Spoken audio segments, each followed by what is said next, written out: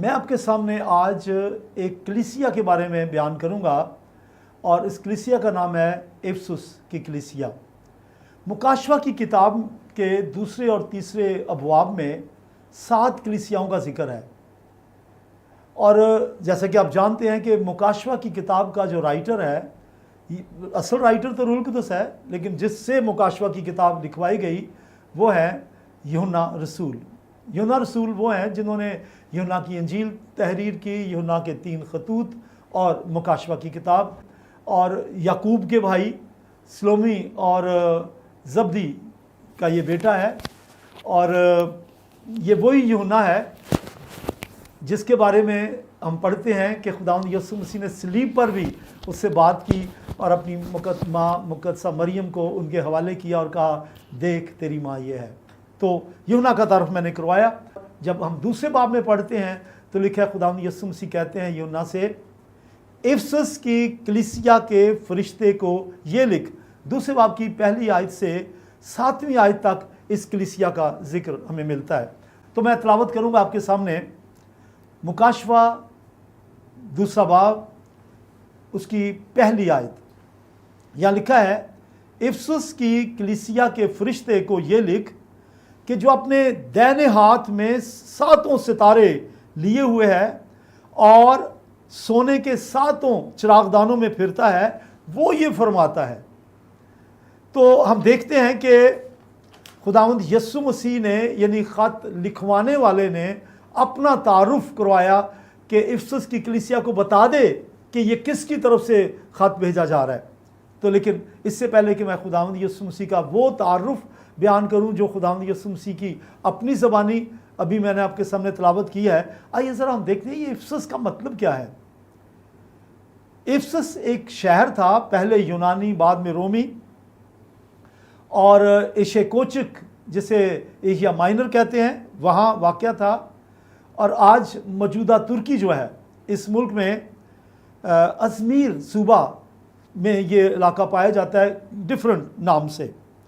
और खुदावंद यीशु मसीह की वालिदा मुकद्दसा मरियम और यूहन्ना जब सलीब पर यीशु मसीह ने यूहन्ना के हवाले मुकद्दसा मरियम को हवाले किया, तो उसके कुछ अर्सा बाद कलीसिया के क़याम के बाद यूहन्ना इफसुस में ही मुंतकिल हुआ और वहीं पे उनकी तबाही डेथ हुई और मुकद्दसा मरियम भी वहीं वफात पाई। तो ये मैंने थोड़ा सा तारुफ आपका इफसुस का करवा दिया। अब जब कहा गया इफसुस की कलीसिया, तो याद रखें ये जो 7 कलीसियाएँ हैं ये शहरों के नाम से हैं। इफसुस एक शहर है। इसका मतलब ये नहीं है कि ये प्रेस्बिटेरियन कलीसिया, कैथोलिक कलीसिया, ब्रदरन, पेंटिकॉस्टल, नो। कलीसिया का मतलब है वो ग्रोह, वो जमात जो खुदावंद यीशु मसीह की तालीम और रसूलों के नमूने के मुताबिक कायम की गई है। और वैसे भी पहली सदी ईस्वी की तमाम कलीसियाएँ जो हैं वो रसूलों ने कायम की थी, और रसूलों ने की थी तो वो रसूलों की तालीम के मुताबिक थी जो इमाल की किताब में और खतूत में है। तो आइए चलते हैं सबसे पहले वो तारुफ जो खुदावंद यीशु मसीह ने अपना यूहन्ना को करवाया और कहा कि इफसुस को ये कह दे। कहा इफसुस की कलीसिया के फरिश्ते को ये कह दे। अब फरिश्ते के लिए जो लफ्ज़ है एंजल है, लेकिन असल ज़बान ग्रीक में जो वर्ड है उसका मतलब है मैसेंजर, प्याम्बर। और पास्टर क्या होता है? पास्टर भी तो दरअसल मैसेंजर है, वो भी तो खुदा का पैगाम कलीसिया तक पहुंचाता है। तो गोया ये पैगाम दिया गया इस इफसुस की कलीसिया के फरिश्ते को, यानी पासबान को। और अब देखते हैं कि ये इफसुस में जो कलीसिया कायम कैसे हुई। अगर आप इमाल की किताब के 19वें 20वें बाब में देखें तो आपको मालूम होगा कि पौलुस रसूल ने अपने मिशनरी सफ़र के दौरान, तीसरा मिशनरी सफ़र था बाय द वे, तीसरे मिशनरी सफ़र के दौरान ये कलीसिया कायम की थी। और जैसे मैंने पहले अर्ज़ की कि यूहन्ना भी यही थे, और कलीसिया ये पौलुस ने कायम की थी तीसरे मिशनरी सफ़र के दौरान। और अब यीशु मसीह ने उन्हें कहा कि इफसुस की कलीसिया के फरिश्ते को ये कह दे, लिख दे, क्या कह दे कि वो जो अपने दाहिने हाथ में 7 सितारे लिए हुए है और सोने के 7 चिरागदानों में फिरता है, वो ये फरमाता है। क्या खूबसूरत तारुफ है यीशु मसीह ने जो अपना करवाया। दरअसल ये तारुफ खुदावंद यीशु मसीह पहले बाब में भी करवा चुके हैं। यूहन्ना ने जब खुदावंद यीशु मसीह को देखा कि एक आदमजात सा एक शख्स है और उसके दाहिने हाथ में 7 सितारे हैं और वो सोने के 7 चिरागदानों में फिरता है, तो पहले बाब की 20वीं आयत में इसकी तशरीह कर दी गई कि ये 7 जो सितारे हैं ये 7 कलीसियाएं हैं। तो ये जो 7 सितारे हैं और 7 चिरागदान है, इसके बारे में मुकाशफा पहले बाब की 20वीं आयत में वजाहत कर दी गई है। मैं पढ़ना चाहता हूँ। वहाँ लिखा है, यानी उन 7 सितारों का भेद जिन्हें तूने मेरे दाहिने हाथ में देखा था और उन सोने के 7 चिरागदानों का भेद, वो 7 सितारे तो 7 कलीसियाओं के फरिश्ते हैं और 7 चिरागदान कलीसियाएं हैं। अब तारुफ ये करवाया कि वो जिसके हाथ में 7 कलीसियाओं के पासबान है। और मैंने आपको साथ बताता चलूं कि 7 का अदद जो है ये कामलियत का अदद है। इसका मतलब पूरी दुनिया की जो कलीसियाएं हैं, जो मसीह का बदन है, जो बाइबल की तालीम के मुताबिक कायम की गई हैं, उनके पासबान यीशु मसीह के हाथ में है। खुदावंद ने उन्हें अपने हाथ में उठा रखा है। हालेलुया। और वो जो 7 चिरागदानों में फिरता है, इसका मतलब यह है कि वो दुनिया भर की तमाम कलीसियाओं की खबर रखता है, उनके दरमियान में रहता है। हालेलुया। तो वो हमें नहीं छोड़ता, हमारे साथ है। तो ये तारुफ है खुदावंद यीशु मसीह का। फिर आगे जाके खुदावंद यीशु मसीह ने इस कलीसिया की तारीफ़ की और उसकी खूबियाँ बयान की। दूसरे बाब की 2री आयत और 6ठी आयत में इफसस की कलीसिया की खूबियाँ। तो खुदावंद यीशु मसीह ने कहा, मुझे मालूम है, आई नो दैट, मुझे मालूम है तेरे काम, तेरी मुशक्क़त, तेरा सब्र, और ये भी कि तू बदों को देख नहीं सकता, और जो झूठे रसूल हैं तूने उनको झूठा पाया और तूने उन्हें छोड़ दिया, और तू मुसीबत उठाते उठाते थका नहीं है, और निकलियों की तालीम से भी तू नफरत रखता है। ये खूबियाँ थी इफसस की कलीसिया में। तो आइए ज़रा, मैं तेज़ी से बोल गया हूँ, एक एक पे गौर कर लेते हैं। और ये खूबियाँ नाज़रीन, अगर आप किसी कलीसिया से ताल्लुक़ रखते हैं तो ये खूबियाँ आपकी कलीसिया में होनी चाहिए। जी, पहली बात, यीशु मसीह ने कहा, मैं तुम्हारे काम, मुशक्क़त, सब्र को जानता हूँ। तो हमें भी ये देखना है कि हमारे काम कैसे हैं। और काम से मुराद ये नहीं कि हमारी जो हम वर्क करते हैं या ड्यूटी करते हैं या जॉब, इसका मतलब ये है हम मसीह के लिए जो काम कर रहे हैं, रूहों को बचाने का काम, खिदमत गुजारी का काम। तो ये खुदावंद यीशु मसीह कहता है, मैं जानता हूँ तुम्हारे काम को, दैट इज़ गुड, अच्छा काम है तुम कर रहे हो। क्या हमारी कलीसियाएँ जो आप सुन रहे हैं, उनका काम खुदावंद यीशु मसीह को पसंद है? और उसके बाद मुशक्क़त, काम भी लेकिन मेहनत से, हाथ पे हाथ रख के नहीं। जो मेहनत से काम करता है वही सरफराज होता है। और मैं तुम्हारी मुशक्क़त से भी वाकिफ़ हूँ। और आप जानते ही हैं कि पौलुस रसूल किस कदर मुशक्क़त से, उसने मेहनत से कलीसियाएँ कायम की थी। फिर सब्र, ये सब्र का वाक़या जिक्र यहाँ इसलिए आया है क्योंकि रोमी दौर में कलीसिया पर जुल्म ढाया जाता था और ये कलीसिया सब्र कर रही थी। और खुदावंद यीशु मसीह कहता है, आई अप्रिशिएट, मैं तुम्हारी तारीफ करता हूं कि तुम सब्र करते रहे हो। और एक और बात, बदों को देख नहीं सकते। अच्छा, बहुत लोग जो हैं वो बदों को देखकर तो बदी के साथ समझौता कर लेते हैं, जो कि बाइबल की तालीम के मुताबिक गलत है। ये कलीसिया जो है बदों को देखकर, लिखा है वो देख ही नहीं सकती। इसका मतलब है that church never compromised with the wrong teaching और रॉन्ग पीपल। तो बदों को देख नहीं सकती, इसका मतलब बर्दाश्त नहीं है। और हाँ, बदों को अगर दुरुस्त करने के लिए कुछ करना पड़ता है वो तो ठीक है, लेकिन अगर वो बाज ही नहीं आते तो मिसाल की किताब 29वां बाब पहली आयत में लिखा है कि जो बार बार गुनाह करके, बार बार तालीम पाकर भी गर्दनकशी करता है, नागहां बर्बाद कर दिया जाएगा। तो चलिए, एक और खूबी, वो लोग जो अपने आप को रसूल कहते हैं और झूठे रसूल हैं, तुमने उन्हें झूठा पाया और छोड़ दिया। खुदावंद यीशु मसीह पहले ही कह चुके थे आसमान पे जाने से पहले कि आखिरी ज़माने में और मेरे जाने के बाद भेड़िए भी आएंगे और झूठे रसूल और झूठे नबी भी आएंगे। तो इफसस की कलीसिया में भी आ चुके थे। तो ये तारीफ़ की यीशु मसीह ने कि तुमने उन्हें झूठा पाया और तुम बाखबर हो झूठों से। कलीसियाओं से मुखातिब हो, खुसूसन पास्टर से, अपनी कलीसिया में नज़र रखें, कोई गलत तालीमात तो नहीं फैल रही और झूठे रसूल तो नहीं उठ खड़े हुए। अब झूठे कैसे आप पहचानेंगे? यानी वो अपने आप को ईमानदार, रसूल, खादम, पैगंबर तो कहते हैं, लेकिन उनके जो काम है, उनकी जो तालीम है, उनका जो किरदार है, वो बाइबल मुकद्दस के मुताबिक नहीं है, वो झूठे रसूल हैं। और यीशु ने कहा उनके फलों से तुम उनको पहचान लोगे। तो अभी तो मैं कलीसिया का तारफ़ ही करवा रहा हूँ कि यीशु ने क्या क्या खूबियाँ बयान की। कुछ और भी खूबियाँ कि तू मुसीबत उठाते उठाते थका नहीं। मुबारक है वो जो मसीह की खातिर दुख उठाते हैं, क्योंकि वही आसूदा होंगे। और फिर एक और खूबी, खुदावंद यीशु मसीह ने कहा मुझे खुशी है कि तुम निकलियों के कामों से नफरत रखते हो। ये निकलियों कौन है?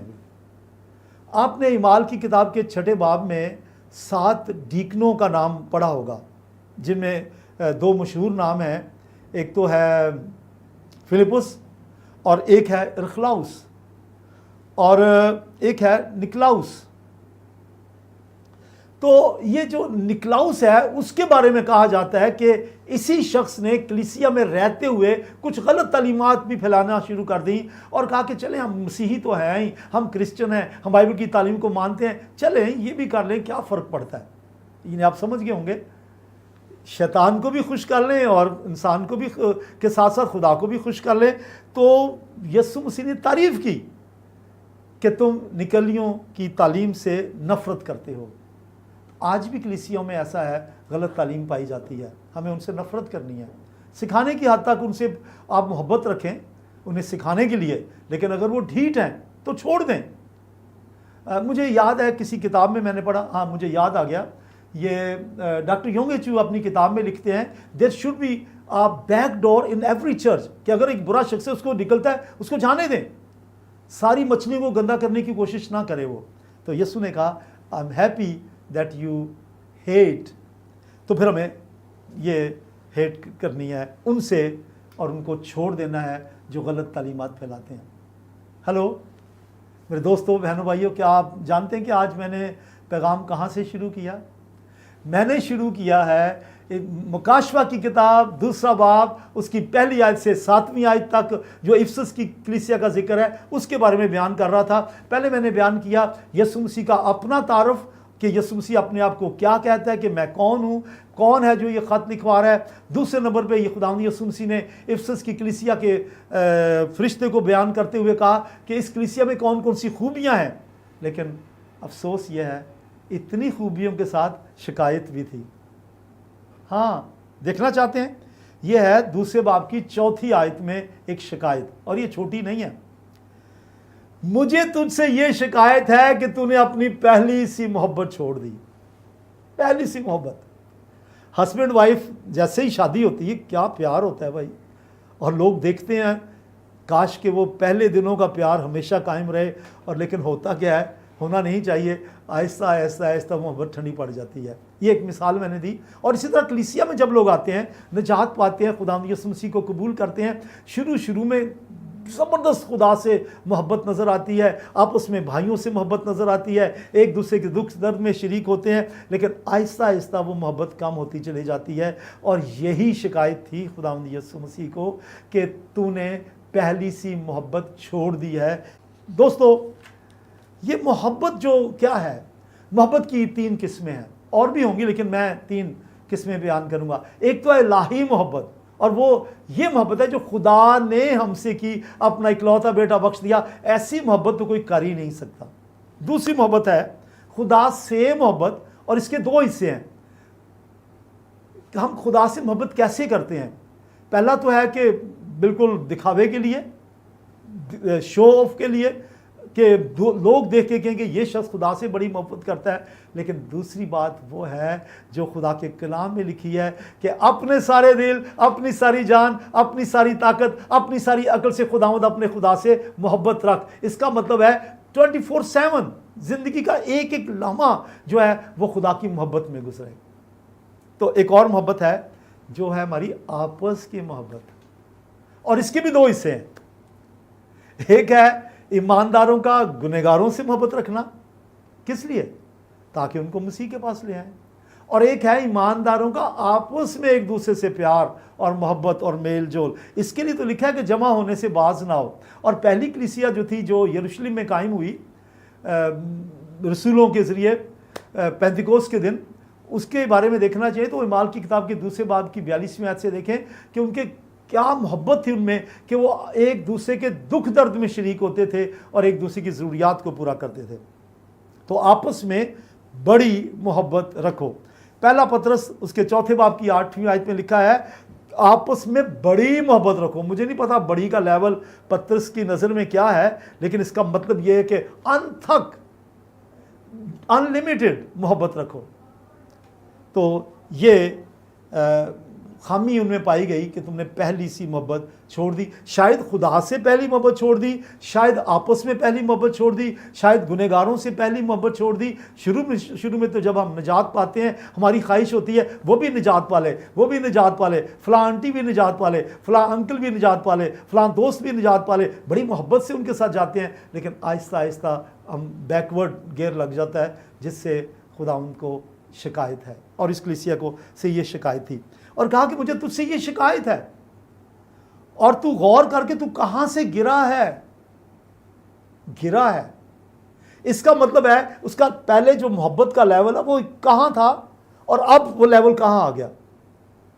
तो गौर कर, देख तो सही तू कहां से गिरा है, वापस आ अपने इस लेवल पे। दोस्तों, आपको मालूम है कि पैदाइश की किताब में जब आदम और हवा ने गुनाह किया तो खुदा की एक धीमी आवाज़ उन्होंने सुनी, ए आदम तू कहाँ है। क्या मतलब था इसका? क्या खुदा को मालूम नहीं था कहाँ है वो? उसे मालूम था। इसका मतलब था कि देख तू कहाँ था, किस म्यार से कहाँ गिर गया है, मेरी रुकावट से, मेरी मोहब्बत से तू गिर गया है और तूने अपने आप को पस्त कर लिया। और यहाँ भी तूने पहली से मोहब्बत छोड़ दिया, कहाँ गिर गया है। तो जब शिकायत की तो साथ ही खुदावंद यीशु मसीह ने एक नसीहत भी की। दूसरे बाब की 5वीं आयत, नसीहत यह है, ख्याल कर कि तू कहां से गिरा है। ख्याल कर, इसका मतलब सोच। अपनी पुरानी, जब तू मसीह के पास आया था उस सारी तस्वीर को सामने ला। मैंने कई लोगों से सुना, वो कहते हैं पास्टर जी क्या बात थी, जब मैंने खुदावंद को कबूल किया है मैं ऐसे जाके बीमार पे हाथ रखता था, बीमार शिफा पाते थे। क्या बात थी जी, मैं इतनी बाइबल पढ़ता था और मैं दुआ बहुत करता था, कलीसिया में सरगर्म था। तो हुण की होया फिर? जिन्होंने पंजाबी कहते हैं सप सूंघ गया। तो खुदा यहाँ लिखा है ख्याल कर कि तू कहाँ से गिरा है, अब क्या हो गया तुझे। और ख्याल करने का मतलब है सोच समझ के वापस आ, तौबा कर। और बल्कि लिखा भी है तौबा कर, वापस आ। अब आप कहेंगे कि ये तो कलीसिया है, निजात याफ्ता है, वो लोग हैं इस कलीसिया में जिन्होंने तौबा की, निजात पाई, पानी का बपतिस्मा लिया, रुद से मामूर हुए, गैर ज़बानें बोलते हैं। पौलुस रसूल ने ये कलीसिया कायम की है। इफिसस में खुद ये जो यूहन्ना है ये भी इस कलीसिया का मेंबर है। तो कैसे ये कलीसिया को दोबारा तौबा की ज़रूरत पड़ गई? इसका मतलब है ये एक मखसूस तौबा है। गुनहगारों की जो तौबा है that is just for once. क्या उसने गुनहगार ने कहना है, ऐ खुदावंद यीशु मसीह मैं गुनहगार हूँ, तू निजात देने वाला है, मेरे गुनाह मुआफ़ कर, मेरे सारे गुनाह, मेरे पैदा होने से लेकर अब तक के सारे गुनाह मुआफ़ कर। और यीशु मसीह के नाम से जब आप दुआ करते हैं आपके गुनाह बख्शे जाते हैं, आपकी तौबा कबूल हो जाती है। तो फिर तो आपने तौबा कर ली। अब ईमानदारों से कहा गया तौबा कर। इसका मतलब है ईमानदारों को भी तौबा करनी है, लेकिन ये तौबा एक मखसूस तौबा है किसी खास स्पेसिफिक सिन के लिए। और इनका मखसूस गुनाह क्या है इस कलीसिया का? जी क्या था? ये अपनी पहली सी मोहब्बत छोड़ चुके थे। इस गुनाह से तौबा कर, इस मखसूस गुनाह से तौबा कर। दोस्तों बहनों भाइयों, अगर आप निजात याफ्ता हैं, निजात पाई है, खुदा यीशु मसीह को कबूल किया है, आपके तमाम गुनाह माफ़ हो चुके हैं, लेकिन उसके बाद अगर आपसे कोई ख़ता हुई, उस मखसूस गुनाह की माफ़ी मांगें और कि खुदावंद से कहें मेरे गुनाह तूने तमाम के गुनाह तमाम माफ़ किए हैं, ये गुनाह भी मुझसे सरजद हुआ, ये भी माफ़ कर दें। और वो जो लाखों करोड़ों गुनाह माफ़ कर देता है, आपके उस गुनाह को भी माफ़ कर देगा। हालेलुया, बोले हालेलुया। खुदा मोहब्बत है और फिर वो इसलिए तो वार्निंग देता है, नसीहत करता है कि तौबा कर, लेकिन साथ एक वार्निंग भी दी है। वार्निंग, वरना ए इफसस की कलीसिया, अपनी मोहब्बत में वापस आ, तौबा कर, वरना के लिखा है, वरना मैं तेरे चिरागदान को उसकी जगह से हटा दूंगा। और ये बात कही गई है कलीसिया को नहीं, कलीसिया के पासबान को। आप सुन रहे हैं? वरना मैं तेरे चिरागदान को उसकी जगह से हटा दूंगा। ए सतारे, ए कलीसिया के पासबान, मैं चिरागदान को उसकी जगह से हटा दूंगा। और चिरागदान से मुराद है कलीसिया का ग्रोह, असेंबली ऑफ गॉड, उसको हटा दूंगा। इसका मतलब मैं तेरा दायरा इख्तियार, तेरी ज्यूरिसडिक्शन ऑफ जो मिनिस्ट्री है उसको चेंज कर दूंगा। यानी मैं खादम तुझे तो कायम रखूंगा, लेकिन तेरा दायरा खिदमत चेंज कर दूंगा। इन लोगों को तुझे छोड़ के किसी और जगह ले जाऊंगा अगर ये तौबा नहीं करेंगे। दोस्तों, बहनों, भाइयों, खुदा चाहता है आप में पहली सी मोहब्बत हो। जैसे मैंने शुरू में कहा, दूल्हा दुल्हन की मोहब्बत, वैसी मोहब्बत। और वैसे भी खुदावंद यीशु मसीह कलीसिया का दूल्हा है और कलीसिया दुल्हन है। हमें ये दूल्हा दुल्हन की मोहब्बत हमेशा कायम रहनी चाहिए और अब तक कायम रहनी चाहिए, खुदावंद यीशु मसीह के आने तक कायम रहना चाहिए। फिर लिखा है, अगर तू तौबा करे तो वंडरफुल, अगर नहीं तो सजा। और अगर तू तौबा करके तमाम हालात पे गालिब आ जाए, ए इफसस की कलीसिया के फरिश्ते, ए पैगंबर, अगर तू गालिब आ जाए और लोगों को वापस उसी म्यार पे ले आए, यानी वो तौबा करके बहाल हो जाएं और पहली सी मोहब्बत रखना शुरू करें, खुदा से भी, अपने पड़ोसी से भी, अपनी कलीसिया से भी और गुनहगार से भी मोहब्बत करके उनको मसीह के पास ले आए, तो वंडरफुल। 7वीं आयत में पहुंच गए हैं, लिखा है, जो गालिब आए मैं उसे उस जिंदगी के दरख्त में से जो खुदा के फिरदौस में है फल खाने को दूंगा। क्या खूबसूरत बात है, इनाम भी बड़ा प्यारा है। दोस्तों सुने, अगर आप गुनाह पे गालिब आ जाएं, कौन सा गुनाह? जो मखसूस गुनाह पाया जाता है जो इस कलीसिया में था, अगर आपकी ज़िंदगी में शायद कोई और हो, अगर उस पे गालिब आ जाएं तो मैं गालिब आने वाले को उस जिंदगी के दरख्त में से दूंगा, खाने को दूंगा जो खुदा के फिरदौस में है। जिंदगी के दरख्त, कभी आपने जिंदगी के दरख्त का जिक्र सुना? ट्री ऑफ लाइफ, जी सुना होगा। पैदाइश की किताब में, पैदाइश की किताब के 3 बाब की 23वीं आयत में लिखा है कि जब आदम और हवा को बागेदन से निकाल दिया गया तो फरिश्तों का पहरा लगा दिया गया ताकि वो उस राह की हिफाजत करें जो ज़िंदगी के दरख्त को जाता है, ताकि आदम जो गिर गया है गुनाह में कहीं वापस आकर ज़िंदगी के दरख्त में से ना खा ले। वहाँ तो निकाल दिया था उसे और ज़िंदगी के दरख्त की ममानियत कर दी गई थी। लेकिन यहाँ इफसस की कलीसिया से कहा गया, अगर तू गालिब आए तो उस ज़िंदगी के दरख्त में से खाने को दूंगा जिसको आदम के खाने से मना कर दिया गया था। आदम को जिस खाने से रोक दिया गया था, वो दरख्त जो जिंदगी का दरख्त है, the tree of life which is in the paradise, उसमें से खाने को दूंगा।